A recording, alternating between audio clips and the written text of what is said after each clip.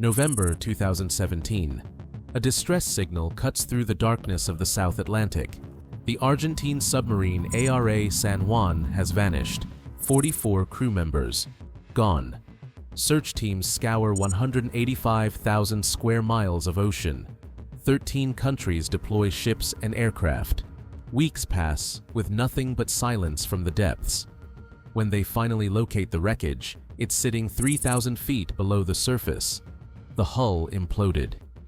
Everyone died instantly when the ocean crushed the submarine like an empty soda can. One system failure, one moment of crisis mismanaged, and 44 families received the worst news imaginable. This is what submariners volunteer for.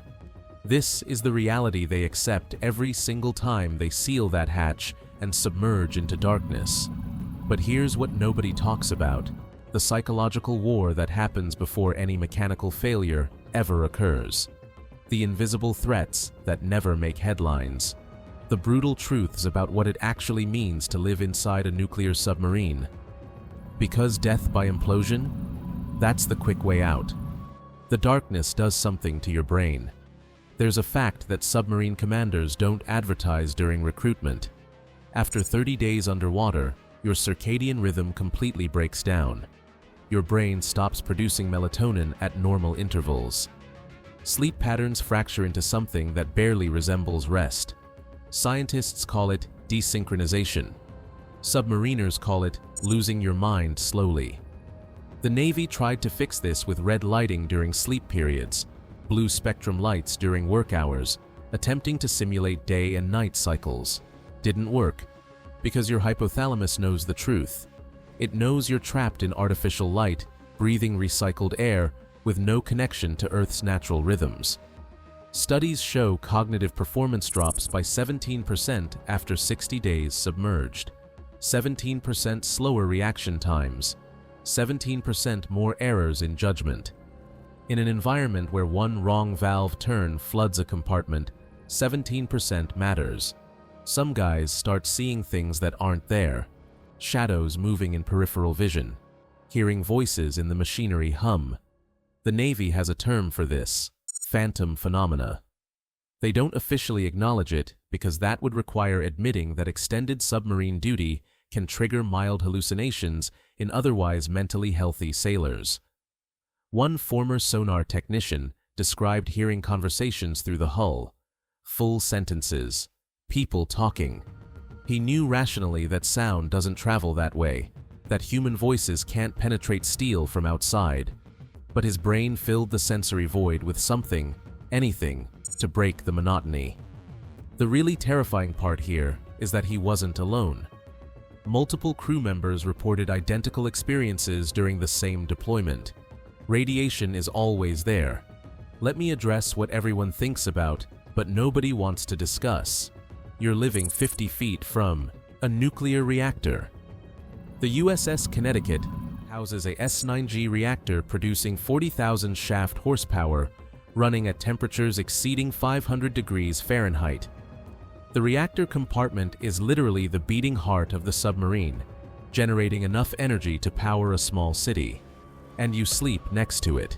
The Navy swears the shielding is perfect. Multiple layers of steel, lead, and water jacketing. Dosimeters monitor exposure constantly. Radiation levels in crew quarters measure lower than natural background radiation on land. That's the official story. Let me tell you the unofficial one.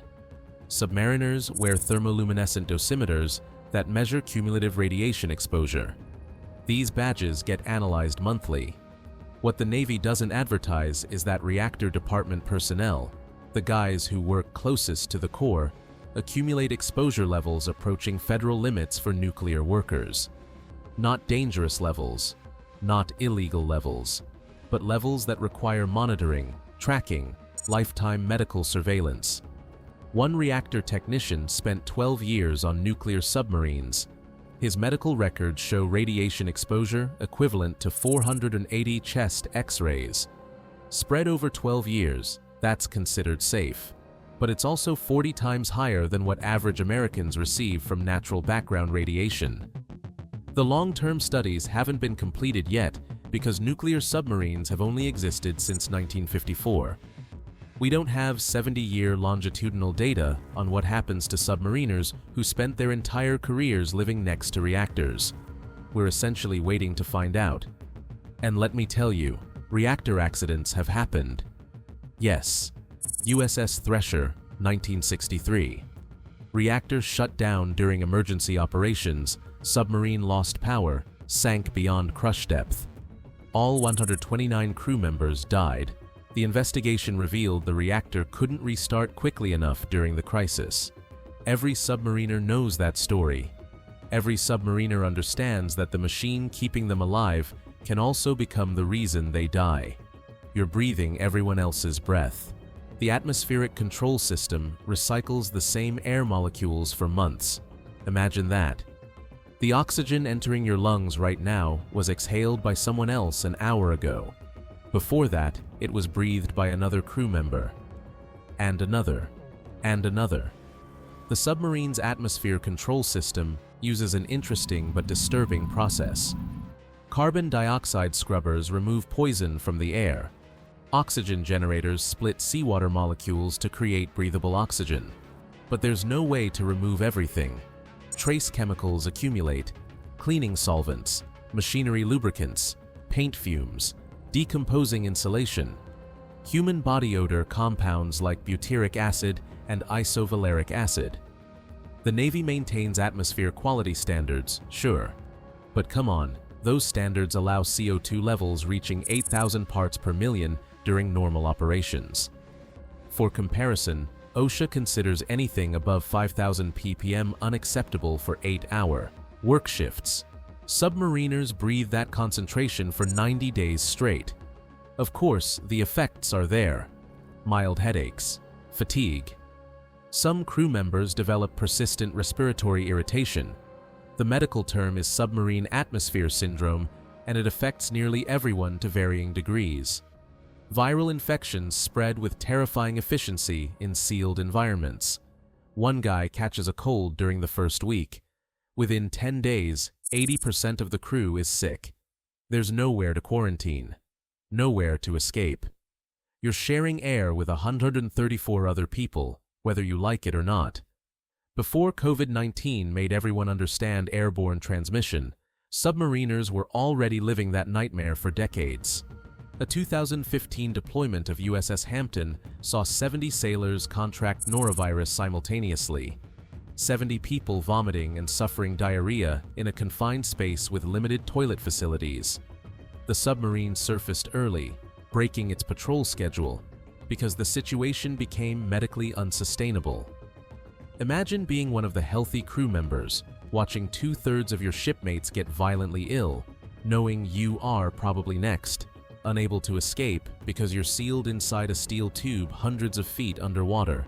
And oh, the noise will never leave you.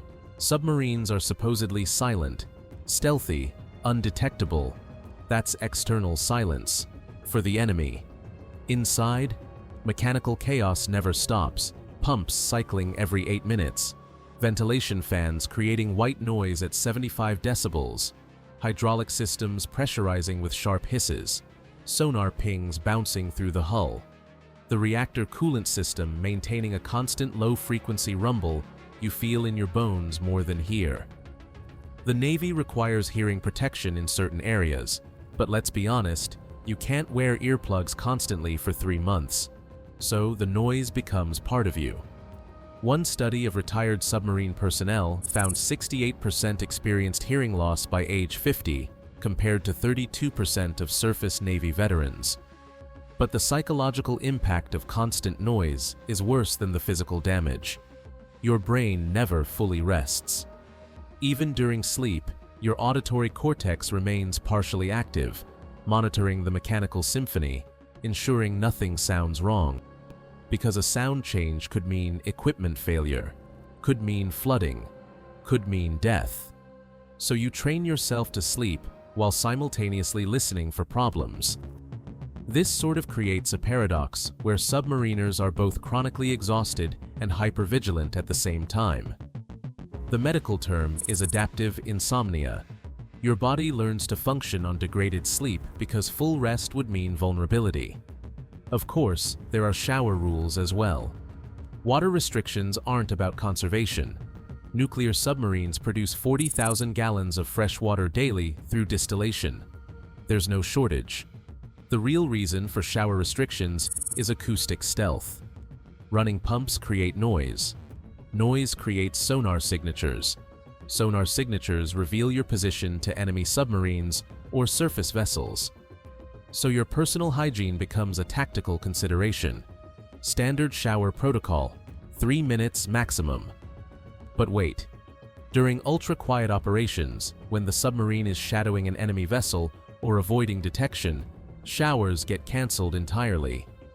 One electronics technician described going 18 days without a proper shower during a surveillance mission tracking a Russian submarine. 18 days of using baby wipes to stay minimally clean while living in close quarters with 134 other increasingly ripe shipmates. Your body becomes foreign to you. Your skin feels wrong. Your hair becomes greasy and matted. The smell that follows you everywhere isn't just embarrassing, it's a constant reminder that you've surrendered even basic human dignity for the mission. You know the submarine can produce water. You know the capability exists. But tactical requirements override your comfort, your hygiene, your basic human needs. One commander implemented a smell rotation during extended quiet operations. Different crew members would shower on different days, so everyone got periodic relief without compromising stealth, for extended periods. Think about that. They had to create a schedule for who gets to smell human each day. The real terror is fire. Yes. Believe it or not, every submariner's nightmare isn't flooding. It's fire. Water you can potentially control with bulkhead doors and emergency blow systems. Fire in a sealed environment with limited escape routes and artificial atmosphere? That's hell. The USS Miami suffered a fire in 2012 while docked in Portsmouth. Started in a storage area, spread through cable runs and ventilation systems. Took 12 hours to extinguish. The submarine sustained $400 million in damage. It was in port, with unlimited firefighting resources, with escape routes readily available. Now imagine that same fire occurring 400 feet underwater. Submarine firefighting equipment includes EAB stations, emergency air breathing manifolds, throughout the vessel. You grab a mask, plug into the wall, and breathe filtered air while fighting the fire. But those systems only work if the fire hasn't damaged them first. The Navy trains submariners obsessively on firefighting. Every crew member can locate fire suppression equipment in complete darkness. They drill weekly on emergency scenarios. But what the training can't prepare you for is the psychological terror of smoke filling a sealed compartment while you're hundreds of feet underwater with nowhere to go. A fire on the Russian submarine Kursk in 2000 killed everyone aboard. Not the explosion itself, but the aftermath. Survivors in sealed compartments slowly suffocated as oxygen depleted and carbon monoxide accumulated. They had time to write goodbye letters before they died. That's what keeps experienced submariners awake. Not the quick deaths from implosion or explosion. The slow deaths. The ones where you have time to think about it. They volunteered for this. That's the part that makes no sense to anyone who hasn't served. These sailors aren't trapped. They chose this. They raised their hands and said, "Yes, I want to live in a steel tube underwater for months at a time, breathing recycled air, sharing bunks, surrendering privacy, accepting radiation exposure, living with constant noise, risking catastrophic death."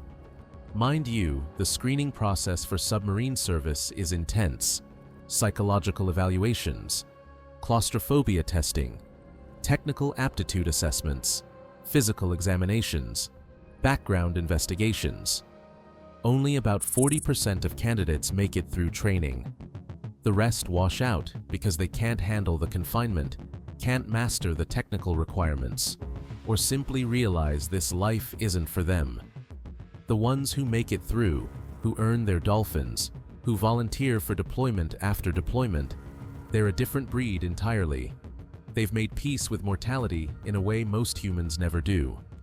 Right now, somewhere in the Pacific, in the Atlantic, beneath the Arctic ice, nuclear submarines are patrolling. Crews are eating meals, standing watches, sleeping in shifts, maintaining equipment that keeps them alive. They're invisible, silent, unknown, and they're doing it voluntarily. These submariners aren't heroes because they face danger.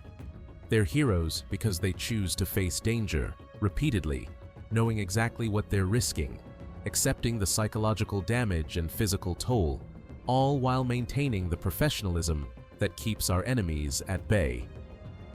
Now, I want to hear from you. Could you honestly survive even 30 days sealed inside that steel tube? Be honest. Drop your answer below. If this gave you a new respect for submarine crews, hit that subscribe button for more stories like this. And check out the next video here.